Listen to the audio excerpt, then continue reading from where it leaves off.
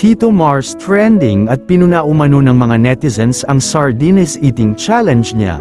Sa umano'y sobrang pagka-overacting niya o arte niya sa pagkain ng sardines, marami sa kababayan natin ang nainis o nadismaya sa pagpapakita niya sa reaksyon ng pagkain ng sardines. Sa ginawa niya umano nito, madami ang nagalit o nagkomento sa content niya.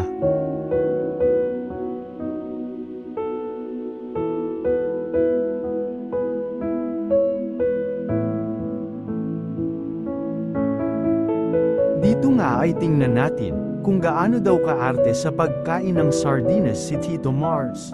Nga, hindi ko pa talaga ito nasusubukan. So, paghahanda muna ako ng tissue kasi hindi ko alam kung anong mararamdaman ko pag kinain ko to. Oh. Ayan. Ah. Oh.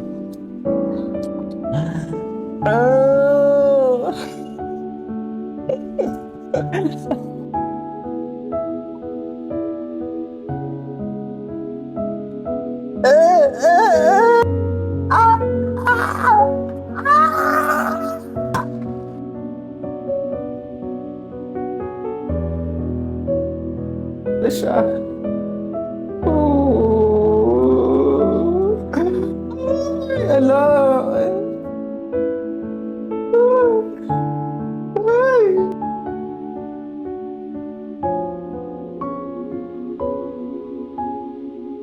Eh, sabi niyo magiging masarap.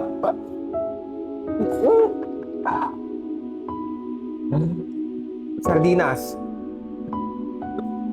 Kamatis.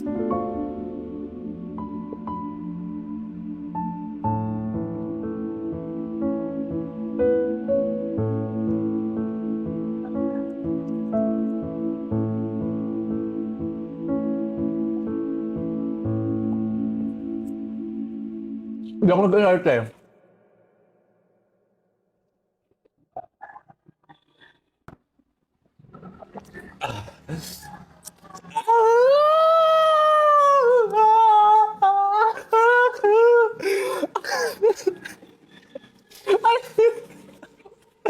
Ayoko na. Hindi ko na to kaya ubusin natin. Hindi ko maubos. Ang sabi ninyo, lagyan ko ng kamatis. Yung sardinas para sumarap, nilagyan ko naman. Pero hindi pa din. Kung nakarating ka sa dulo, share mo na din ang video. At huwag kalimutan mag-like at follow. Maraming salamat po. I love you all.